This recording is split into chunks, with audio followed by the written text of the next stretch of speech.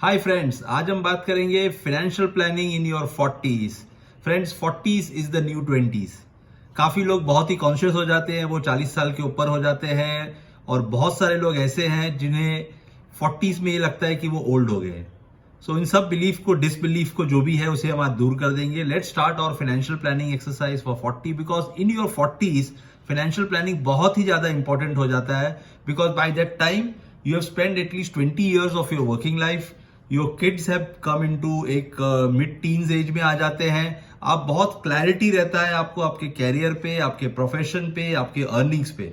सो इसके लिए 40s में फाइनेंशियल प्लानिंग करना बहुत ही जरूरी है। तो इस वीडियो के में हम बात करेंगे कि कैसे हम 3 या 4 इंपॉर्टेंट स्टेप्स को समझेंगे जिससे आपका फाइनेंशियल प्लानिंग बहुत ही सिक्योर्ड होगा और आप एक रिटायरमेंट प्लानिंग की तरफ जा सकते हैं। So before we move ahead, मेरे चैनल सीए हरिप्रकाश पांडे को सब्सक्राइब कर देना, बेल आइकॉन पे क्लिक कर देना so that you can watch some of this videos जो आपको हेल्प करेगा in your financial planning. So friends, before we start the videos, अपने फैमिली मेंबर सबको बुला लीजिए, खास करके अपने चिल्ड्रंस को बुला लीजिए क्योंकि वो मिड टीन्स में हो गए हैं, वो समझते हैं फाइनेंशियल प्लानिंग क्या होता है। इसलिए बहुत जरूरी है कि वो भी आपके साथ में रहे। आपकी स्पाउस साथ में रहेंगी तो बहुत अच्छा है, आपके अगर एल्डरली पेरेंट्स साथ में है तो बहुत अच्छा है। सो बिफोर वी स्टार्ट, हमेशा एक मैं स्टैट्यूटरी वार्निंग के जैसे बताता हूं कि अगर अभी तक आपने अपने आप को इंश्योर नहीं किया है तो please please go and take a term life insurance so that आप और आप आपके फैमिली को प्रोटेक्ट कर सके। सेकेंड, आप मेडिक्लेम इंश्योरेंस अगर आपने लिया है तो बहुत अच्छी बात है। अगर आपने मेडिक्लेम इंश्योरेंस नहीं लिया है, please stop, pause this video, call your medical agent या इंश्योरेंस एजेंट और मेडिक्लेम खरीद लीजिए। अगर आपके पास मेडिक्लेम है तो उस पर टॉपअप प्लान ले लीजिए क्योंकि टॉपअप प्लान जो आता है वो बहुत ही सस्ते रेट में आपको बहुत ज्यादा कवर मिल जाता है। So before this we move ahead, this is the most important thing. Insure yourself and take a mediclaim, mostly family plan. So now let's move ahead. So friends, 40s जब हम जाते हैं या मिड 40s में रहते हैं, early 40s या late 40s में, सबसे पहला स्टेप ये होना चाहिए कि you should now be on a path to become a debt free. आपको लोन से छुटकारा मिलना चाहिए। अगर आपके पास होम लोन है तो आप ये देखिए कि आप कैसे अपने होम लोन को एक्सपर्टाइट करके जल्दी पे कर सकते हैं। मैंने बहुत सारे वीडियो बनाए हैं, but 2 golden rules to pay your home loan quickly. 1, increase your EMI by 10% every month और 12 महीने की जगह पे 13 महीने का ईएमआई भरिए और आप देखेंगे कि आपका होम लोन बहुत जल्दी खत्म हो जाएगा। In some cases people have been paying it 20 years loan in less than 10 years. So this is the most important thing, path of debt free. In your 40s, no to the loan. Second important point, जब आप 40s में रहते हैं आपकी second सबसे बड़ी responsibility होती है वो होता है education of your children. Because आपके, मैंने कहा, मिड टीन्स चिल्ड्रन होते हैं, they have to go for higher education. So आपके फाइनेंशियल प्लानिंग का बहुत बड़ा हिस्सा होना चाहिए towards supporting your kids in your education. उसके लिए सबसे इंपॉर्टेंट है, अगर आपने कोई मेडिक्लेम पॉलिसी नहीं शुरू किया है तो मेडिक्लेम तो लेना बहुत ही जरूरी है। जैसे मैंने कहा, from an insurance point of view, even अपने किड्स को उसमें कवर कीजिए। बट म्यूचुअल फंड्स में अगर आपने निवेश नहीं किया है, please please start investing in mutual funds. अगर आप 40 इयर्स के हैं, बहुत सारे लोग सोचते हैं कि मैं कितना पैसा एलोकेट करूं। सिंपल फॉर्मूला है 100 - X। आपने मेरे वीडियोस में देखे होंगे। 100 - 40 is 60. That means 60% of your savings you can put into, say, equity or equity related mutual funds and 40% into debt or fixed instrument जहां पे आपको fixed return आता है. So I will suggest to you, considering कि education cost is somewhere around 20-25 lakhs in India, if you are going for a higher education, if you are going abroad, it could be anywhere between 50 to 75 lakhs. So it's very important, आप immediately एक index mutual fund में निवेश करना शुरू कर दीजिए। Start investing at least 15 to 20,000 rupees every month.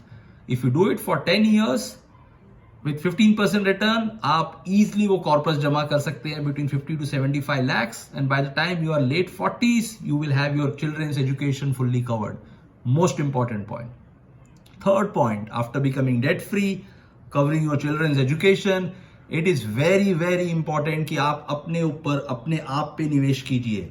Yes, मैं जब कहता हूं अपने आप पे निवेश कीजिए या अपने आप को रीस्किल कीजिए, क्योंकि बहुत सारे लोग जब वो मिड 40s में होते हैं तो उन्होंने 20-25 ईयर्स अपना एजुकेशन लाइफ छोड़ चुके होते हैं। तो इसके लिए बहुत जरूरी है कि आप अपने आप को रिस्किल करें। मैं हमेशा कहता हूं कि at least 5 to 10% of your yearly income spend on your self. कोई अच्छे कोर्सेज ज्वाइन कीजिए, कोई अच्छा अपने आप को इन्हांस कीजिए, चाहे फ्रेश MBA कर लीजिए करस्पॉन्डेंस कोर्स में, कुछ मार्केटिंग में, डेटा साइंस में, but you need to kind of reskill your self. वो बहुत जरूरी है if you want to keep pace with the younger generation. Because जो यंग बच्चा होता है, जो 24-25 साल की उम्र में जो MBA करके आता है, उसका थॉट प्रोसेस अलग होता है, उसकी स्टडीज अलग होती है। आप देखेंगे जिन्होंने 20 साल पहले CA किया है या MBA किया है, ग्रेजुएशन किया है, today the world has change. So please reskill yourself, that's the third important point. Why I am saying that is, आप बोलोगे फाइनेंशियल प्लानिंग से रीस्किलिंग का क्या मतलब है? Because you need to keep on earning. और अगर आपको अर्न करना है, अगर आपको मार्केट में अपने आप को सॉलिडली रखना है, you have to reskill yourself with the right education. That's my third point. Fourth point, बहुत सारे लोग ये बोलते हैं कि जब वो 40s में आ गए उन्हें इन्वेस्टमेंट करना चाहिए। वो किस में इन्वेस्ट करें? तो जैसे मैंने 100-X का रूल बताया, वो तो डेफिनेटली आपको फॉलो करना है, जो इक्विटी और उसमें। क्या आपको सेकेंड होम परचेज करना चाहिए? आई वुड स्ट्रिक्टली सजेस्ट कि रेजिडेंशियल में आप सेकेंड होम मत परचेज करिए, क्योंकि उसमें जो रेंटल यील्ड्स होता है वो बहुत ही कम है, 2% है। Doesn't make sense. Why you want to block your money to buy a second home of residential only for 2%? From a appreciation point of view in real estate, I think that market has gone back. I don't think आपको real estate में 7-8% से ज़्यादा appreciation मिलेगा. So if you are thinking of buying a second home in your 40s, I would strictly say no, unless and until you are moving from a smaller house to bigger house to accommodate your family. अगर वैसा कोई situation है, please go and do it. But otherwise, I would not suggest investment in your 40s in second home.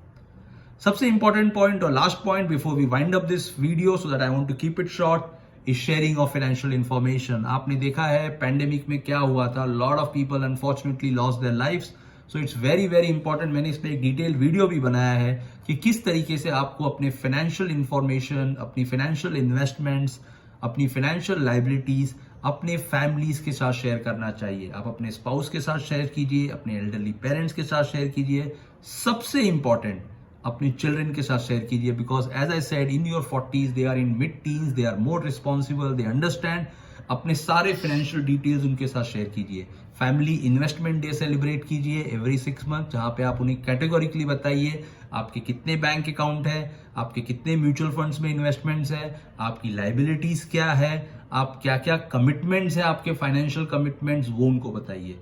So that everyone in the family is well informed about your finances and your financial decisions.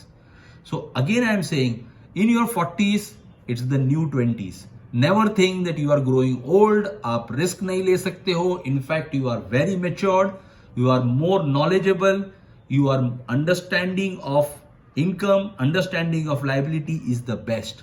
But yes, you need to plan for yourself. You need to plan for your family. और जैसे मैंने बताया, ये 3-4 steps को आप follow कीजिए।